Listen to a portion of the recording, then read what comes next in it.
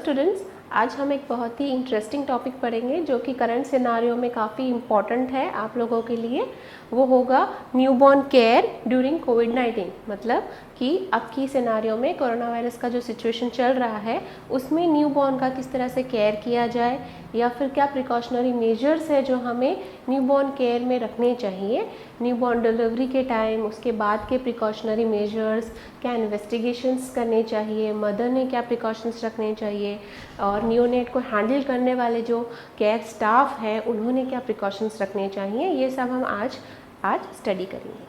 Okay, अब एक बहुत इम्पॉर्टेंट सवाल हमारे सामने जो आता है कि न्यूबॉर्न में वर्टिकल ट्रांसमिशन होता है या नहीं, या फिर इसका सीधे सीधे मतलब ये है कि अगर एक मदर कोविड-19 को पॉजिटिव टेस्ट करती है या फिर कोरोना वायरस को पॉजिटिव टेस्ट करती है, कंफर्म्ड केस है, तो वो मदर का इन्फेक्शन जो है या फिर कोरोना वायरस जो है वो बेबी में ट्रांसफ़र हो सकता है या नहीं। इसी के हम कहते हैं वर्टिकल ट्रांसमिशन। ओके,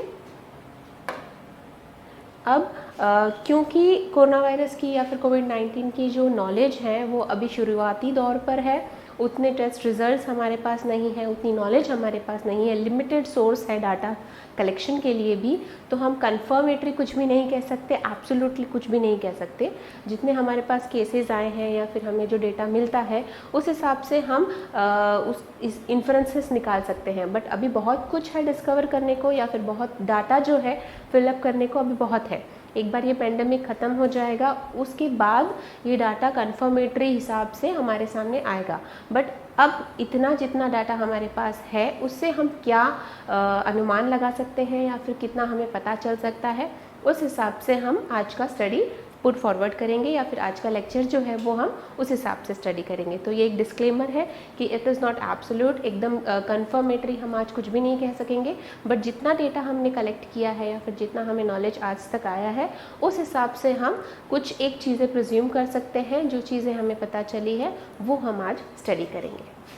अब प्रेगनेंसी और कोरोना वायरस, इन लोगों का या फिर इन दोनों का क्या कनेक्शन है। अब कोरोना वायरस जो है वो सिंगल स्ट्रैंडेड आरएनए है और एक नॉन सेगमेंटेड है और एनवेलप्ड वायरस है। तो एक single stranded RNA non enveloped है और नॉन सेगमेंटल है और एनवेलप्ड आरएनए है। अब ये किस फैमिली को बिलोंग करता है? सार्स फैमिली को बिलोंग करता है, जिस फैमिली में मर्क भी आता है और उसमें सार्स कोविड-2 जो कि अब चल रहा है वो। तो ये जो सार्स फैमिली है ये नई नहीं है, सार्स फैमिली काफ़ी पहले भी आउटब्रेक्स कर चुकी है। तो इसका जो वायरुलेंसी है वो इतना स्ट्रॉन्ग नहीं है जितना कोविड-19 का अभी है। वायरुलेंसी में डिफ़र करता है बट फैमिली सेम बिलोंग करती है। अब आइडेंटिफाइड केसेस जो है उसमें इंट्रायूट्राइन ट्रांसमिशन के अभी तक कोई भी पुख्ते सबूत नहीं मिले हैं या फिर पुख्ता जानकारी हमें अभी तक नहीं मिली है। अब सार्स की जो इन्फेक्शन होता है उसमें प्रेगनेंसी के टाइम पे क्या क्या प्रॉब्लम्स आ सकती है। उसमें आ सकता है मिसकैरेज, प्रीमैच्योर डिलीवरी और स्टंटेड ग्रोथ। ये सारे प्रॉब्लम्स जो हैं वो सार्स इन्फेक्टेड मदर से आ सकती है। दूसरा, मर्स से क्या आ सकती है?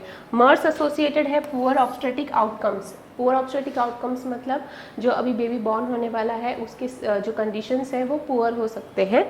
अब उसमें क्या क्या इंक्लूड हो सकता है? सीवियर मैटरनल रेस्पिरेटरी डिस्ट्रेस, मतलब अब जो ऑब्स्टेट्रिक कॉम्प्लिकेशंस है उसमें मैटरनल रेस्पिरेटरी डिजीज़, प्रीमैच्योरिटी और नियोनेटल मॉर्टेलिटी, ये सारे मर्स से रिलेटेड है।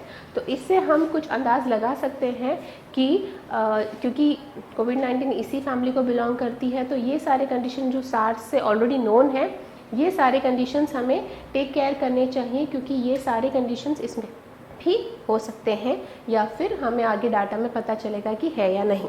जो क्वेश्चन हमारे पास सबसे ज़्यादा पुट फॉरवर्ड हो रहा है या फिर सबसे ज़्यादा इम्पोर्टेंट जो है वो ये है कि वर्टिकल ट्रांसमिशन है या नहीं है।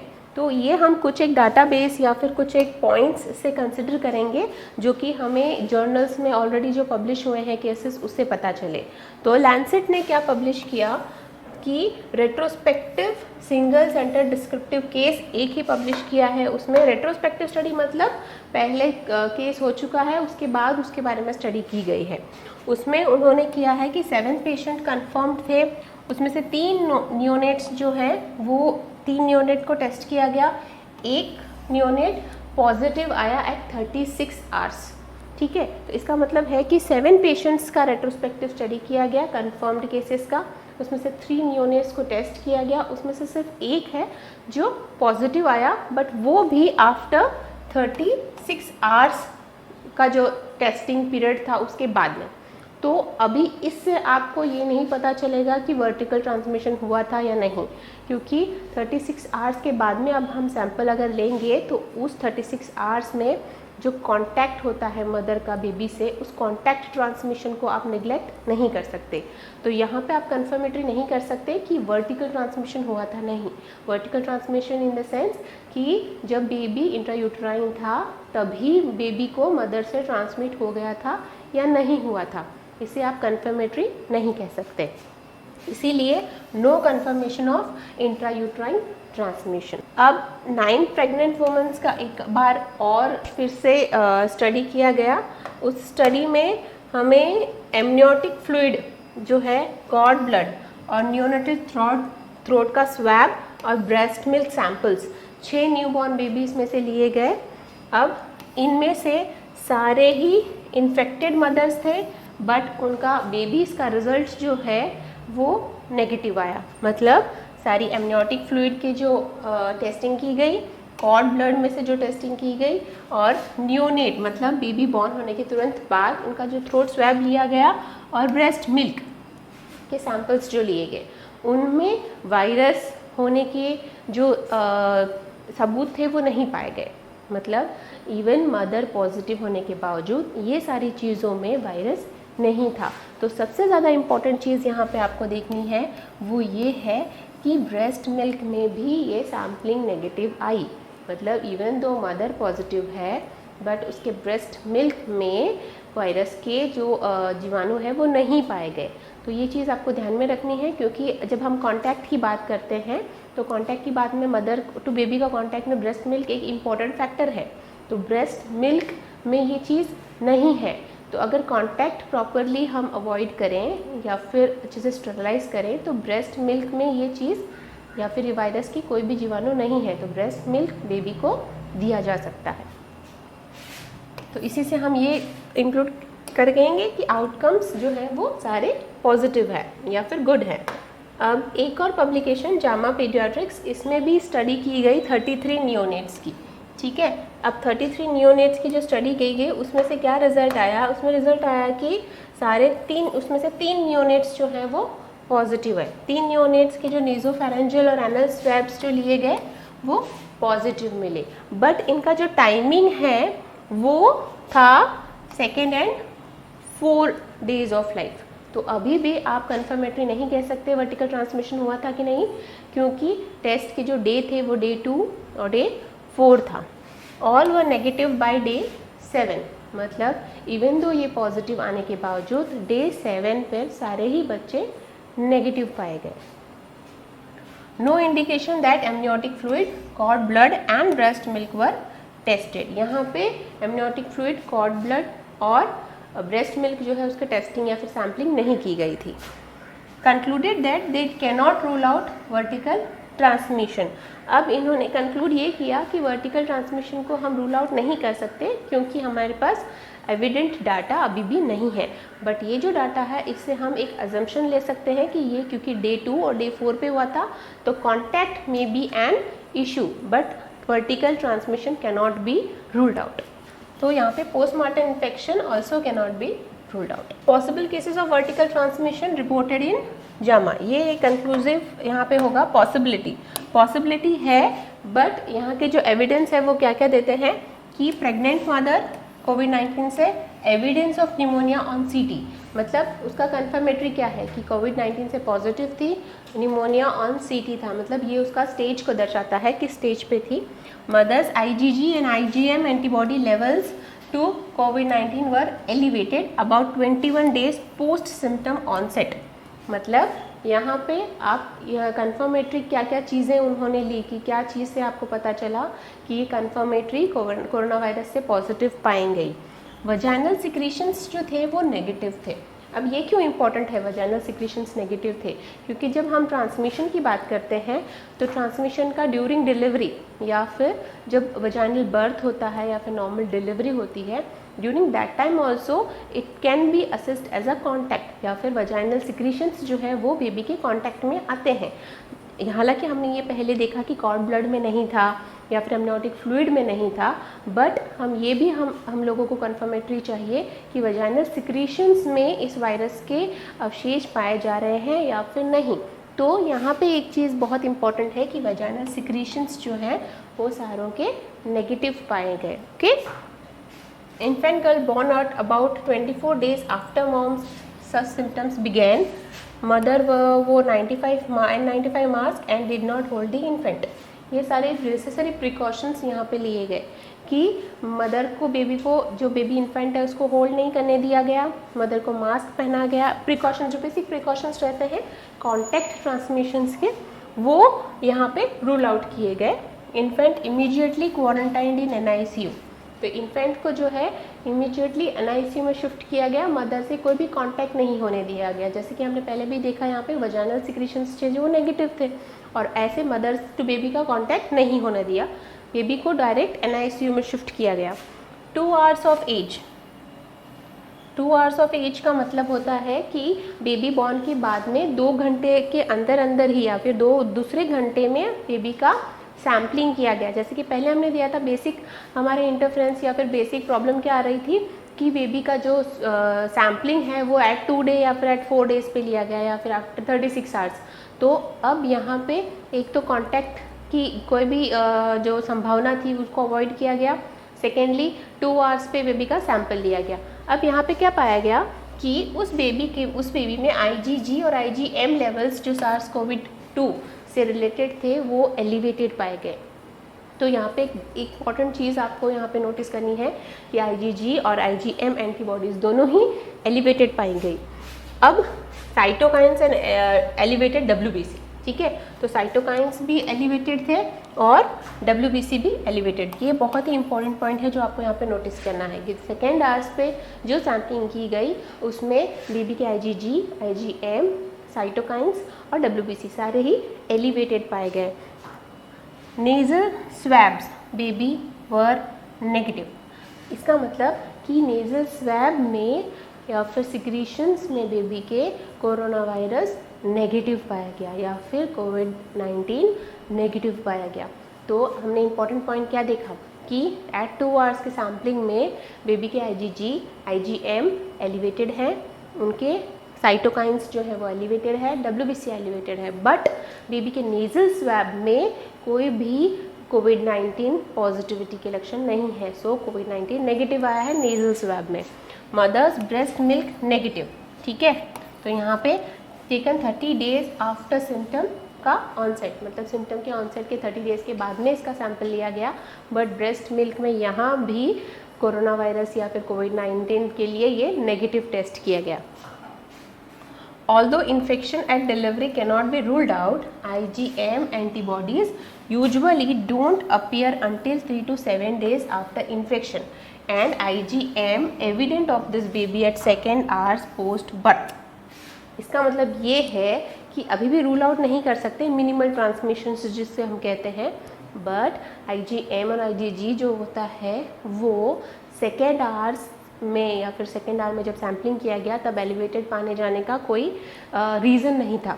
अगर ट्रांसमिशन नहीं हुआ है और ये एलिवेटेड पाए गए हैं तो सेकेंड आवर्स में ये एलिवेटेड पाने का कोई रीज़न नहीं था। 3 to 7 डेज़ पे अगर ये सैम्पलिंग की गई होती और एलिवेटेड पाया जाता तो कॉन्टैक्ट ट्रांसमिशन का कुछ हम उसमें एविडेंस देख सकते थे या फिर उसका रिजल्ट इस तरह से हम उसको इससे रिलेट कर सकते थे, बट यहाँ पे हम रिलेट नहीं कर पा रहे हैं क्योंकि सैम्पलिंग 2 आवर्स पे ली गई और ये सारे एलिवेटेड पाए गए।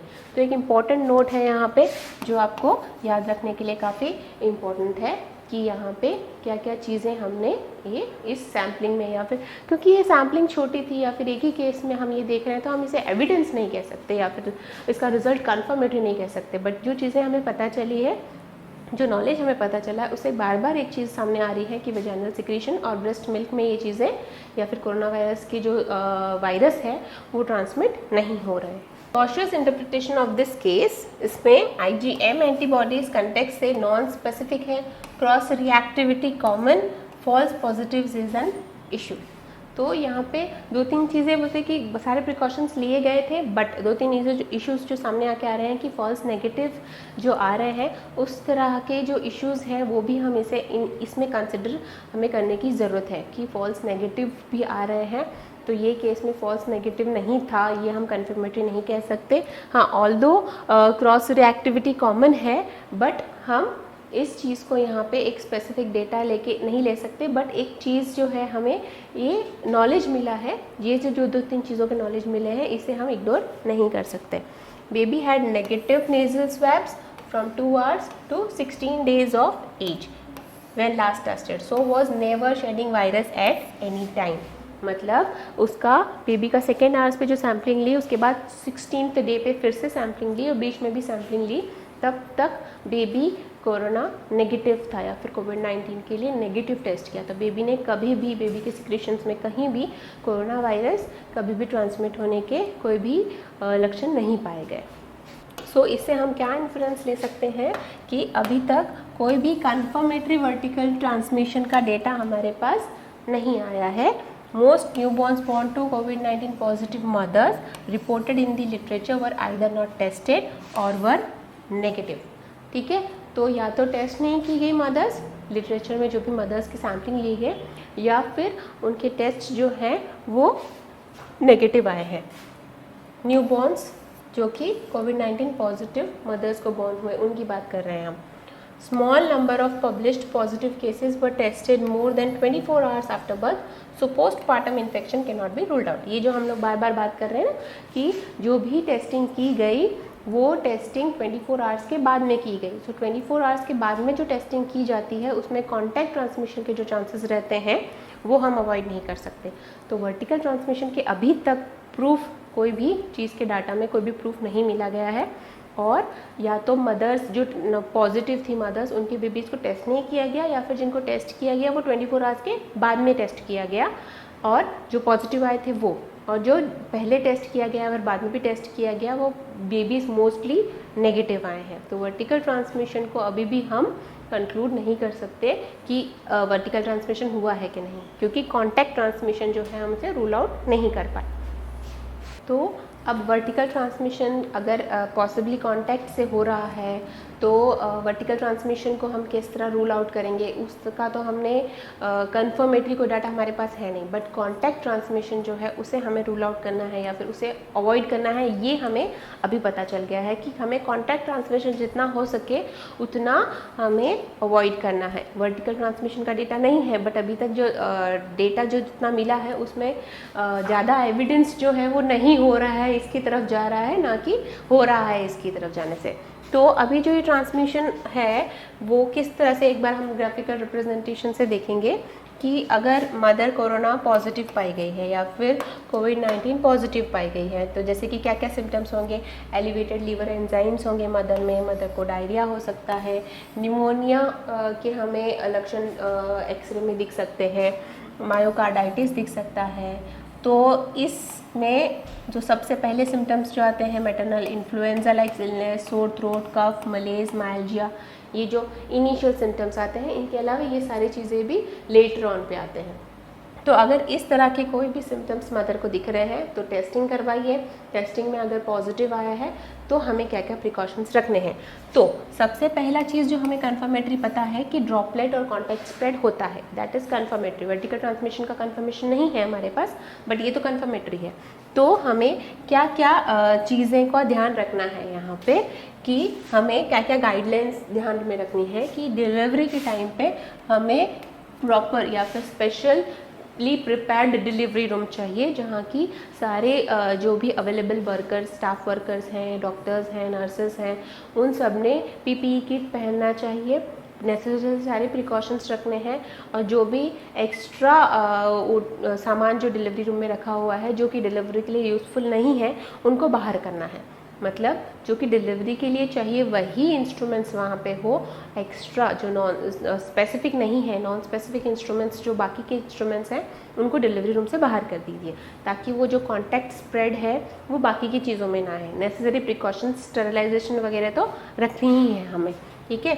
और पूरे जो भी हेल्थ केयर प्रोवाइडर्स हैं उनको फुल पीपीई किट में रहना है, ओके। ड्रॉपलेट और कॉन्टैक्ट प्रिकॉशंस में ग्लव्स, गाउन, मास्क और आई शील्ड, ये सारी चीज़ें तो होनी ही चाहिए। नियोनेटल रिसस्टिटेशन की सारी चीज़ें करंट गाइडलाइंस के हिसाब से सारी होनी चाहिए। Airborne precaution specially with suction, intubation, CPAP and other aerosol generating procedures, ये सारी चीज़ों का कॉन्टैक्ट ट्रांसमिशन से बचाव ज़्यादा ज़रूरी है। सारे नेसेसरी गाइडलाइंस के हिसाब से जो रिसस्टिटेशन के इंस्ट्रूमेंट्स हैं वो सारे रेडी होने चाहिए, क्योंकि अभी तक कन्फर्मेटरी हमने जैसे कहा कि वर्टिकल ट्रांसमिशन नहीं होता, ये कन्फर्मेटरी नहीं है। तो बेबी को रेस्पिरेटरी डिस्ट्रेस हो सकता है एट बर्थ, तो इस के सारे प्रिकॉशंस हमें या फिर सारे नेसेसरी इंस्ट्रूमेंट्स हमें एट हैंड रखने हैं, ओके। अब potential for post nasal infection के लिए ड्रॉपलेट और कॉन्टैक्ट स्प्रेड तो है, बट ब्रेस्ट मिल्क जो है उसमें अभी तक एविडेंस नहीं पाया गया है, बट उसकी सेफ्टी हमें रखनी है। तो पहले हमें सबसे पहले सेफ्टी रखनी है कि पॉसिबल मोड्स ऑफ ट्रांसमिशन है, उन सब पॉसिबल मोड्स से हमें प्रिकॉशन रखना है। क्या रख के? पीपीई किट पहन के। तो एयरबोर्न एंड कॉन्टैक्ट प्रिकॉशंस में PPE, I shield, N95 mask, gown, gloves for delivery for personal rooms, ये सारी चीज़ों का नेसेसरी ध्यान रखना है। नियोनेटल मैनेजमेंट में temporary separating from the mother, temporary separating, not separating from mother for a long time, but temporary, एक बार के लिए, जब तक हम सारे नेसेसरी प्रिकॉशंस ना ले लें तब तक मदर और बेबी का कांटेक्ट ना होने दो। हेल्दी केयर गिवर्स में फीड एक्सप्रेस्ड ब्रेस्ट मिल्क, मतलब जो बेबी का ध्यान रख रहे हैं, जो केयर गिवर्स हैं, वो मिल्क जो है उसको नेसेसरी प्रिकॉशन से एक्सप्रेस करके, नेसेसरी प्रिकॉशंस मतलब कि पूरा कांटेक्ट जो है बिल्कुल भी ब्रेस्ट का कांटेक्ट मम्प से होगा, पम्प का कांटेक्ट बॉटल से होगा, बट मदर टू बॉटल का कांटेक्ट ना हो पाए, ठीक है। और मदर के हाथ जो है प्रॉपरली सैनिटाइज होने चाहिए, ब्रेस्ट का एरिया जो है वो properly sanitised and cleaned with water होना चाहिए, मदर ने N95 मास्क पहनना चाहिए। ये सारे प्रिकॉशंस अगर ब्रेस्ट मिल्क एक्सप्रेस कर रहे हैं तभी भी, और अगर लेटर ऑन मदर को और बेबी का अगर आपको चाहिए कि कांटेक्ट हो तो वो भी करवा सकते हैं, but with necessary precautions. But until unless mother अपने बेबी को फीड कर सकें, क्योंकि लेटर ऑन स्टेजेस में जैसे कि हमने देखा निमोनिया और ये सारे स्टेजेस लेटर ऑन है, इसमें मदर फीड नहीं कर पाएगी, तो उसमें expressed milk is the only option. अगर जैसे कि हमने अभी ठीक है वेल हाइजीन और वेयरिंग मास्क, अगर मदर बेबी को ब्रेस्ट मिल्क सीधा दे रही है, कांटेक्ट के थ्रू दे रही है, तो नेसेसरी प्रिकॉशंस लेने चाहिए, but only contact during the breast feeding period, मतलब उसके बाद में बेबी के साथ मदर का कांटेक्ट सेपरेट कर दिया जाए और केयर गिवर एक अलग हो, ठीक है। केयर गिवर भी मदर से कोई कांटेक्ट ना रखे और प्रॉपर गाउन और प्रॉपर फेस शील्ड पहन के ही मदर के पास बेबी लेने जाए या बेबी देने जाए। Nasopharyngeal throat swabs, rectal swabs for RT-PCR at 24 hours and repeat at 48 hours, क्योंकि बेबी के टेस्टिंग भी ज़रूरी है, तो बेबी का भी टेस्ट इस तरह से फर्स्ट एट 24 आवर्स, फिर लेटर एट 48 आवर्स वापस से रिपीट होना चाहिए, ठीक है। अब अगर नियोनेट्स एसिम्टोमेटिक है, जो कि यूजुअली हो रहे हैं, तो सच स्पेसिफिक नॉन स्पेसिफिक सिम्टम्स जैसे कि टेम्परेचर इंस्टेबिलिटी है, एपनिया है, रेस्पिरेटरी डिस्ट्रेस है, GI सिम्टम्स है, हाइपोटेंशन, ये सारे पॉसिबिलिटी हो सकते हैं कि अगर बेबी नेगेटिव भी आए तो भी हमें इन सब चीज़ों की नेसेसरी प्रिकॉशंस रखने चाहिए या फिर इस चीज़ों पे ध्यान रखना चाहिए, ठीक है।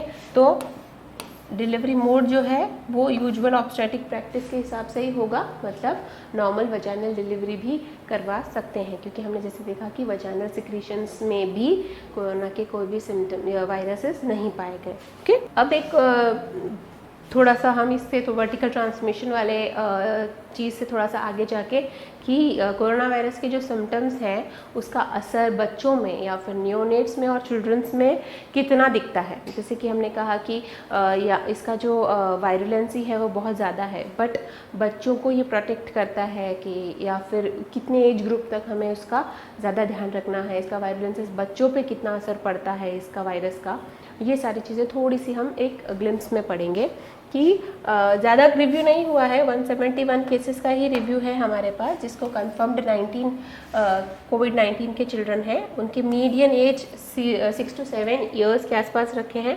उसमें 41% को फीवर है, ओके, 15.8% एसिम्प्टोमेटिक है, 12 out of 171 features of pneumonia, suggestion that 1 year से कम के may be associated with more severe disease. Okay, 3 in 171 require mechanical ventilation, all had coexisting condition। ये चीज़ ध्यान में रखनी है क्योंकि हमने एक चीज़ बार बार हमें नोटिस में आ रही है कि ये जो मॉर्बिडिटी मोर्टेलिटी जो है ये ज़्यादा उन बच्चों में है या फिर उन केसेस में है जहाँ पे कोएग्जिस्टिंग कोई मोर्टेलिटी या मॉर्बिडिटी कोएग्जिस्टिंग उसके साथ साथ कोई डिजीज़ उसके साथ है। तो 10-month-old child with intussusception had multi-organ failure and died 4 weeks after admission। ये केस ऐसा है कि जो 10 महीने का बच्चा था उसको एक कोमॉर्बिड कंडीशन या फिर कोएग्जिस्टिंग कंडीशन था और उसकी डेथ रिपोर्ट की गई। अब नियोनेट्स में इसके जो केसेस हैं उसकी क्या वायरुलेंसी है वो उसके पहले कि प्रॉपर प्रिकॉशनरी मेजर्स रखने हैं, ये बार बार हमें ध्यान में रखना है। बट ब्रेस्ट मिल्क बेबी तक पहुँचे ये एक बहुत ही इम्पॉर्टेंट चीज़ है जो सामने आ रही है, क्योंकि बेबी का जो इम्यूनिटी है वो इसी पे डिपेंड करेगा। और क्योंकि ब्रेस्ट मिल्क में इसके कोई भी वायरुलेंसेस या फिर वायरस के कोई भी अवशेष नहीं पाए गए हैं, तो ब्रेस्ट मिल्क बेबी तक पहुंचना एक इम्पॉर्टेंट फैक्टर है जो हमें याद रखना है। But with all due necessary precautions, जैसे कि बेबी को आप फेस शील्ड पहना सकते हो, mother should be wearing a mask. तो ये सारे चीज़ें जो है ये काफ़ी इम्पॉर्टेंट है, ये सारे प्रिकॉशंस, कॉन्टैक्ट ट्रांसमिशन ना हो इसलिए। अभी ये जो केस स्टडी है वो इन्फेंट्स में है, जिसमें 33 इन्फेंट्स की स्टडी हुई गई है। उसमें शॉर्टनेस ऑफ ब्रेथ ये एक सिम्टम्स 4 आउट ऑफ 33 में आ रहा है। डेथ्स एक भी रिपोर्ट नहीं गई है, नियोनेट्स की बात चल रही है यहाँ पे। 3 पॉजिटिव इन्फेंट्स हुए हैं जिनको निमोनिया हुआ था, और इन्फेंट्स में प्री मैच्योरिटी में एक ही इन्फेंट है जो प्री मैच्योर हुआ था। ऑल हैड NICU हॉस्पिटलाइजेशन, इनको डायरेक्ट आफ्टर डिलीवरी NICU में शिफ्ट कर दिया गया था। नॉन रिक्वायर्ड मैकेनिकल वेंटिलेशन, मतलब वेंटिलेटर सपोर्ट की ज़रूरत किसी भी नियोनेट को नहीं पड़ी थी। ऑल हैड ल्यूकोसाइटोसिस लिम्फोपीनिया, ये दो चीज़ जो है ल्यूकोसाइटोसिस और लिम्फोपीनिया ये सभी में पाए गए थे।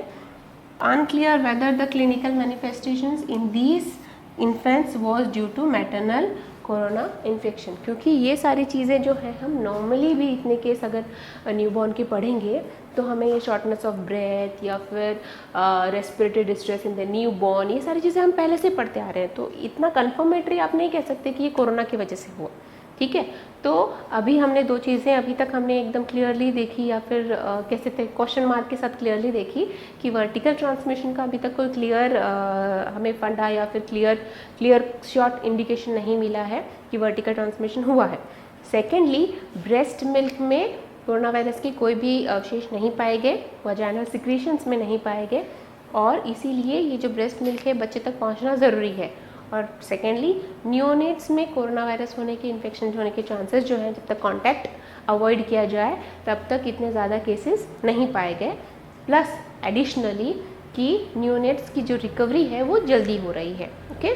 तो वेंटिलेटर सपोर्ट की अभी तक इतनी ज़्यादा ज़रूरत नियोनेट्स में नहीं देखी गई। यूएस में कुछ स्टडी हुई, यूएस के जो बच्चे हैं या फिर यूएस में जो बच्चे हुए थे उनकी कुछ स्टडी की गई, उसमें से कुछ एक 2571 पीडियाट्रिक केसेस जो हैं वो आइडेंटिफाई हुए। उसमें 291 विद क्लिनिकल इन्फॉर्मेशन अवेलेबल, जो 18 साल के नीचे के बच्चे हैं उसमें से इतनों के क्लिनिकल हमारे पास केसेस है यूनाइटेड स्टेट्स के।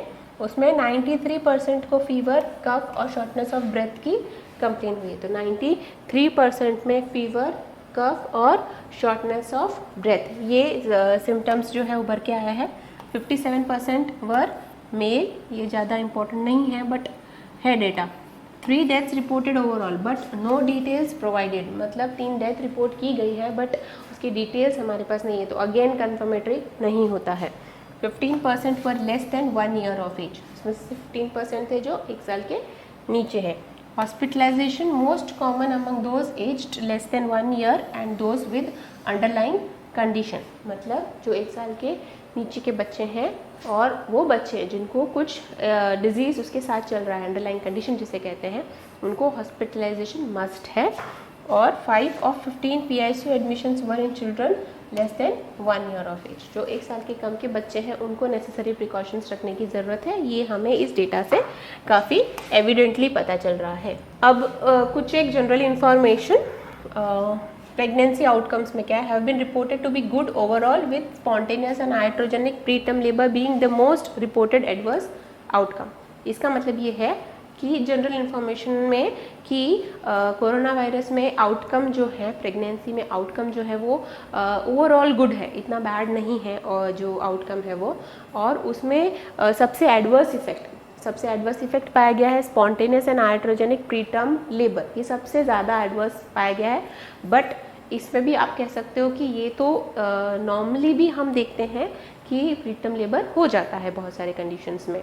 सो अभी भी कन्फर्मेटरी नहीं है कि ये कोरोना वायरस की वजह से हुआ। ओके, वर्टिकल ट्रांसमिशन पे हमें जो इम्पोर्टेंट बात पता चली है वो है कि देयर इज़ लिमिटेड इंफॉर्मेशन। ये इतने टाइम तक अभी तक हमारे पास लिमिटेड डेटा है, तो वर्टिकल ट्रांसमिशन के अभी तक कोई एग्जैक्ट हमारे पास डेटा नहीं आया है कि हम कह सकें कि वर्टिकल ट्रांसमिशन इस केस में हुआ ही है। ओके, टेट्रोजेनिसिटी में there is currently no report increase in risk of congenital anomaly, मतलब टेट्रोजेनिसिटी भी हमें नहीं पता चल रही है। अभी तक कोई भी कंफर्म केस में ऐसा नहीं आया है कि कंजेनाइटल एनोमली बच्चों में because of corona virus positive mother हो गई है। तो ये 3 चीज़ें हमें जनरली अभी तक की स्टडी से पता चला है कि most adverse effect preterm labour हो सकता है। वर्टिकल ट्रांसमिशन के कोई डेटा हमारे पास कंफर्मेटरी नहीं आए हैं, तो हम अभी तक अभी कंक्लूड नहीं कर सकते, बट जो भी डेटा है उससे हमें पॉजिटिव आउटकम ही मिला है कि अभी तक वर्टिकल ट्रांसमिशन का ऐसे कोई केसेस नहीं आए हैं, टेट्रोजेनिसिटी भी नहीं है। ओके, अब टेक होम, ये एक इम्पॉर्टेंट चीज़ है कि हम, जैसे कि सबसे इम्पॉर्टेंट क्वेश्चन आता है कि बच्चे को घर ले जा सकते हैं या नहीं, या फिर कोरोना पॉजिटिव अगर मदर है तो बच्चे को, अगर बच्चा वेल टू डू है या फिर अच्छे से सब कुछ बर्थ के जो कंडीशंस है वो सारे नॉर्मल थे, बच्चा हेल्दी है, तो बच्चे को घर ले जा सकते हैं या नहीं ले जा सकते। ये एक इम्पॉर्टेंट क्वेश्चन है जो आपके सामने बहुत ज़्यादा आएगा। तो मोस्ट केसेस में ये रिपोर्ट हुआ है कि कोई भी जो सिम्टम्स है चिल्ड्रन में, नियोनेट में समझ लो या चिल्ड्रन में समझ लो, वो इतने सीवियर नहीं है। ठीक है, तो एक ही कंफर्म्ड डेथ बेबी में हुआ था, that 10 months old from China. तो अभी तक ये जब तक की डेटा हमारे पास है, उसके बाद की डेटा नहीं है हमारे पास, पर ये जब तक की डेटा है उसमें इतने ज़्यादा नियोनेटल मॉर्टेलिटी के जो केसेस है वो नहीं आए हैं सामने। निमोनिया जो है ये एक इम्पॉर्टेंट चीज़ है जिसको कोविड-19 से हम जोड़ सकते हैं, और कोविड-19 but not clear whether this is related to maternal covid infection. तो अभी ये कंफर्मेटरी नहीं है कि ये मदर से ट्रांसमिट हुई है वर्टिकली या फिर कॉन्टैक्ट से ट्रांसमिशन हुआ है, या फिर ये कोरोना वायरस का जो ट्रांसमिशन है वो किस रूट से हुआ है। COVID-19 disease in children less than 1 year of age requires caution and monitoring for progression of illness। तो अभी तक के जो हमारे पास डेटा आए हैं उससे हमें ये एक चीज़ हमें ध्यान में रखनी है कि 1 साल के नीचे का जो बच्चा है उसमें कॉशियस रखने की ज़रूरत है हमें, जो न्यूनेट्स हम कहते हैं। और बट जो चिल्ड्रन में है इतनी वायरलेसली नहीं पाई गई है, तो प्रॉपर अगर प्रिकॉशंस रखे हैं और ध्यान रख रहे हैं सारे सिम्टोमेटोलॉजी का, तो हम बच्चे को घर ले जाने की परमिशन दे सकते हैं या फिर टेक केयर फ्रॉम होम कर सकते हैं, अनटिल अनलेस बच्चा सीरियसली इस चीज़ में सिम्टम्स जो है वो सीरियस ना हो या फिर कोई अंडरलाइन कंडीशन बच्चे में ना। अब न्यूबॉर्न डिलीवरी के जो मैनेजमेंट है, मदर एंड पॉजिटिव और पेशेंट अंडर इन्वेस्टिगेशन, इसके बारे में हम थोड़ा सा डिटेल में पढ़ेंगे। अब जो नॉलेज है कोरोना वायरस के बारे में या फिर कोविड-19 के बारे में, ये हर रोज़ बढ़ती जा रही है। हर रोज़ एक नई चीज़ हमें समझने को मिल रही है या देखने को मिल रही है। इसमें अर्ली नोटिफिकेशन या फिर जितना जल्दी हमें इस चीज़ का पता चलेगा उतना हमें न्यू बॉर्न की केयर के बारे में या फिर न्यू बॉर्न हम उसका केयर के बारे में हमें ज़्यादा पता चलेगा। Minimise the people in the delivery room are the only precautions which you should maintain. मतलब डिलीवरी रूम में मिनिमल एक्सपोजर रखो कि जो पेशेंट के लिए डिलीवरी के लिए ज़रूरी है उतने ही आदमी डिलीवरी में रूम में रहे, बट वो सारे भी पूरे नेसेसरी प्रिकॉशंस पहने रहे, मतलब पीपीई किट और mask and face shield and all. Okay, सारे जो इंस्ट्रूमेंट्स जो हैं जो मदर के लिए यूज़फुल होंगे या फिर डिलीवरी के टाइम यूज़फुल होंगे उनको प्रॉपर्ली चेक करना है, सैनिटाइज करना है। इवन आफ्टर डिलीवरी सारा प्रोसीजर रिपीट करना होगा। इवन जब प्रोसीजर रिपीट करा जाए या फिर बेबी को डिलीवरी रूम से जब ट्रांसफ़र करते हो आप बाहर NICU में, तो जो डिलीवरी रूम में PPE किट पहना है उससे चेंज करना भी ज़रूरी है जब आप वहाँ से दूसरे वार्ड में जाओ, क्योंकि कॉन्टैक्ट ट्रांसमिशन का जो इशू है वो हमें प्रॉपरली मेंटेन करना है।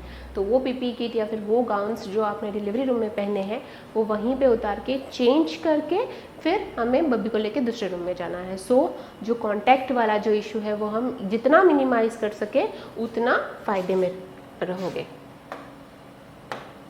एक और चीज़ कि रिससिटेशन जो है वो सारे इक्विपमेंट जो है न्यूनेटल के यूज़ में वो रेडिली अवेलेबल रहने चाहिए।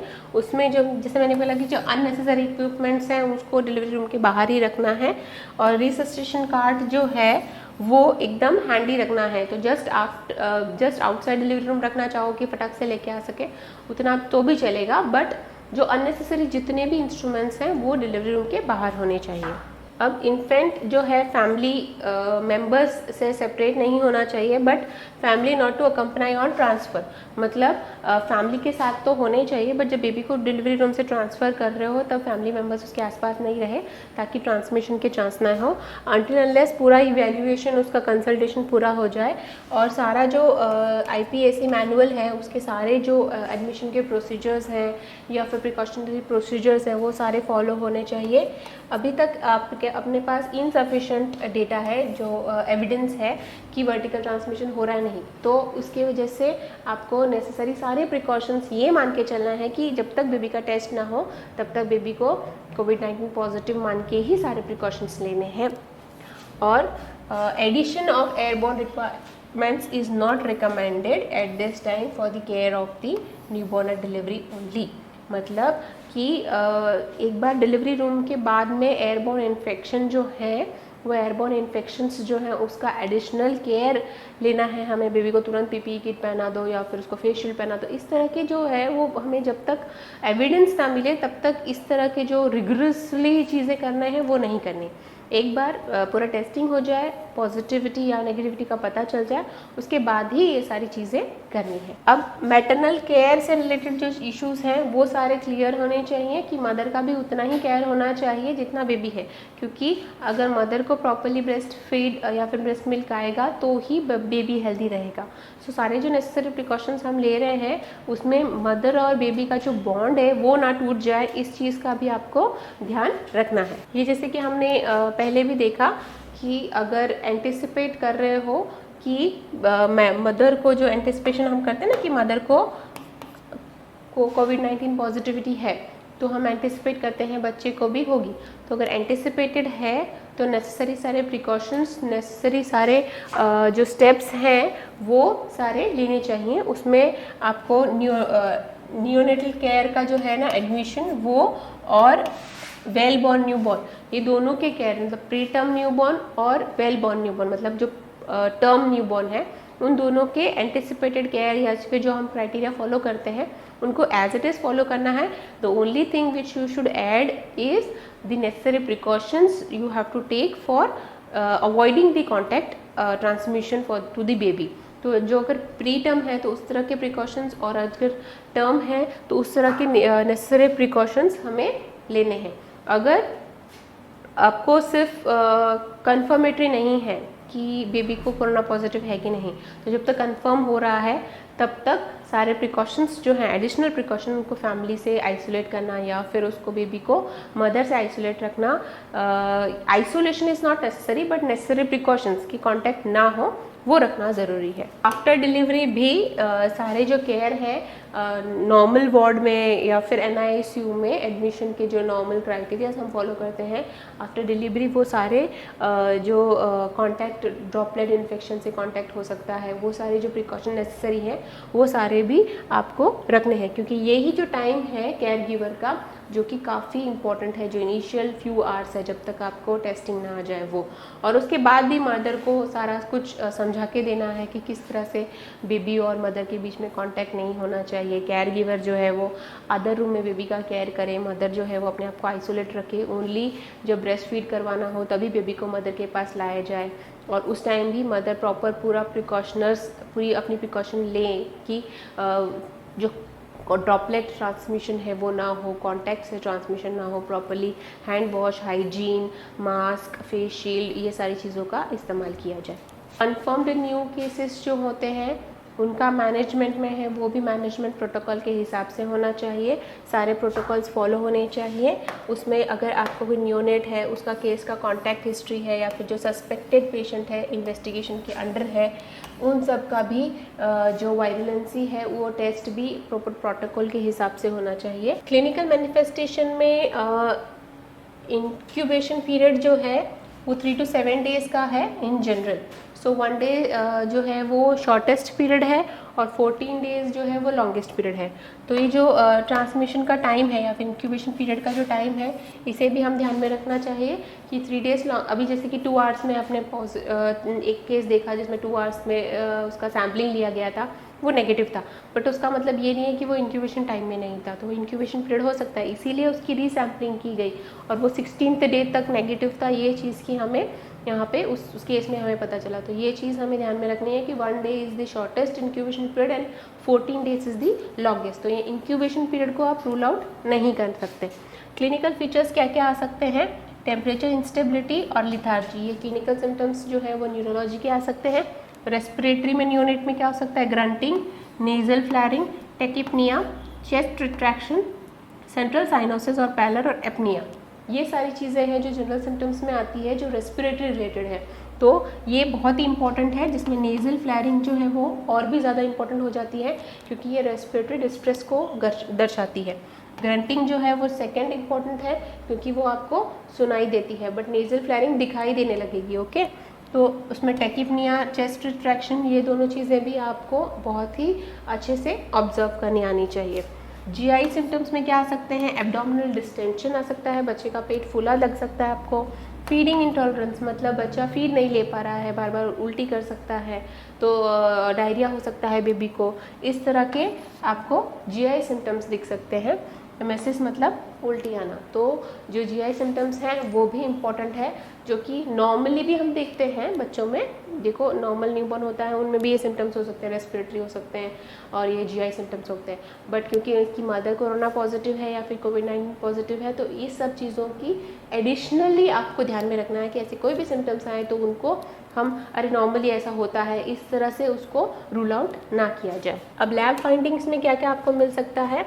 ल्यूकोपीनिया मिल सकता है, नॉर्मल भी हो सकता है और ल्यूकोपीनिया भी मिल सकता है, और लिम्फोपीनिया, ये सेकेंड लाइफ फाइंडिंग्स हो सकता है। थ्रोम्बोसाइटोपीनिया के elevated creatinine kinase, elevated alkaline phosphatase, elevated alanine transaminase, aspartate transaminase जिसको AST और ALT हम कहते हैं, जो रेशो हम लेते हैं, एलिवेटेड लैक्टेट डिहाइड्रोजनेस LDH, ये भी एलिवेटेड। तो ये सारी चीज़ों का एलिवेट होना, और रेडियोग्राफी में चेस्ट एक्सरे इन्फिल्ट्रेट्स जो कि निमोनिया को दर्शाता है, ये हमें लैब फाइंडिंग्स में ध्यान में रखना है। अब अगर हम कोई भी बेबी को एडमिट करते हैं, तो जैसे हमने पहले भी डिस्कस किया कि एडमिशन प्रोसेस में कोई भी कंफर्म्ड केस हो या सस्पेक्टेड केस हो, या फिर मदर को जिसको कोरोना पॉजिटिव है या कोविड-19 पॉजिटिव है, उनको बर्थ अगर हो रहा है, तो जो एडमिशन है उसका प्रोसीजर स्ट्रिक्टली फॉलो होना चाहिए। Single patient, single room, isolation of baby and mother in the starting few hours until unless the test results come, contact जो है वो ड्रॉपलेट से या फिर उसे कांटेक्ट ट्रांसमिशन जो है वो काफ़ी प्रिकॉशनरी लेना है, या फिर ऐसा ट्रांसमिशन ना हो इसके प्रिकॉशंस फुल लेने हैं आपको। आइडियली क्लोज इंक्यूबेटर, मतलब नज़दीक जो रहता है ना, हम ध्यान रखते हैं, तो क्लोज इंक्यूबेटर मतलब बेबी को एक क्लोज्ड स्पेस में रखा जाए ताकि जब तक उसका टेस्ट रिजल्ट ना आए उसका इन्फेक्शन दूसरे बच्चे में ना हो। तो इस तरह से हमें सेपरेशन और सेग्रीगेशन मदर और बेबी दोनों का आइसोलेशन करना ज़रूरी है। अगर PICU में है और बेबी अगर 750 ग्राम से ज़्यादा है तो और ड्रॉपलेट या फिर कांटेक्ट इसकी हिस्ट्री है हमें, तो बेबी के नेज़ल स्वैब लेना है और उसका टेस्टिंग करना है। 750 ग्राम से ज़्यादा है इन्फेंट तो ही आप नेज़ल स्वैब लोगे, वरना हमें, क्योंकि उसके रेस्पिरेटरी स्ट्रेस हो सकता है, तो इस चीज़ को अवॉइड करना है। यहाँ पे सिम्प्टोमेटिक इन्फेंट है तो ये सारे कन्फर्मेटरी जो टेस्ट हमने पहले देखे वो टेस्ट्स करवाने हैं, और isolation, unit should be isolated for at least 10 days ताकि हमें सिम्टम्स के ऑनसेट का पता चले। अगर नियोनेट एसिम्प्टोमेटिक है और हमें ऐसी आशंका है कि बेबी को ट्रांसमिशन हो सकता है, तो हमें क्या क्या लेना है कि अगर कॉन्टैक्ट केस कोई इन्वेस्टिगेशन नियोनेट को जो है ना एसिम्प्टोमेटिक है और ऐसी कोई केस हिस्ट्री नहीं है, तो भी हमें लेबोरेटरी टेस्ट जो है वो रूटीनली नहीं करवाने, बट प्रिकॉशंस रखने हैं, ध्यान रखना है। Neonate become symptomatic for viral illness then complete the diagnostic investigation, मतलब कि जो डायग्नोस्टिक इन्वेस्टिगेशंस जो हमने प्रायरली पढ़े या फिर ध्यान में रखे, वो सारे जो डायग्नोस्टिक इन्वेस्टिगेशंस हैं वो हमें कब करवाने हैं? वो तब करवाने हैं जब सिम्टम्स दिखाई देने लगे, उस केस में हमें ये करवाने हैं। ये उन केसेस में जिसमें हमें कंफर्मेटरी कोरोना पॉजिटिविटी का कोई हमें आशंका नहीं है। Isolation period for 14 days to ensure the full incubation period has passed, मतलब जैसे कि हमने पहले भी पढ़ा 14 दिन जो है वो मैक्सिमम है इंक्यूबेशन पीरियड का, तो फुल आइसोलेशन 14 दिन तक रखना है। Droplet and contact precaution airborne से वो पूरा जितना हमें फॉलो कर सकते हैं स्ट्रिक्टली उतना फॉलो करना है। Should be evaluated with local IPHC, मतलब सारे जो इवैल्यूएशन है वो लोकल जो डॉक्टर हैं वो सारे इवैल्यूएशन उस हिसाब से या फिर लोकल गाइडलाइंस के हिसाब से सारे इवैल्यूएशन होने चाहिए। केयर एंड मैनेजमेंट में सपोर्टिव केयर है, रिस्क बेनिफिट मतलब डायरेक्ट कांटेक्ट से अगर कोई भी कोरोना पॉजिटिव मदर है तो डायरेक्ट कांटेक्ट ना हो, और ब्रेस्ट फीडिंग जो है वो फुल्ली डिस्कस किए जाए मदर का, ठीक है।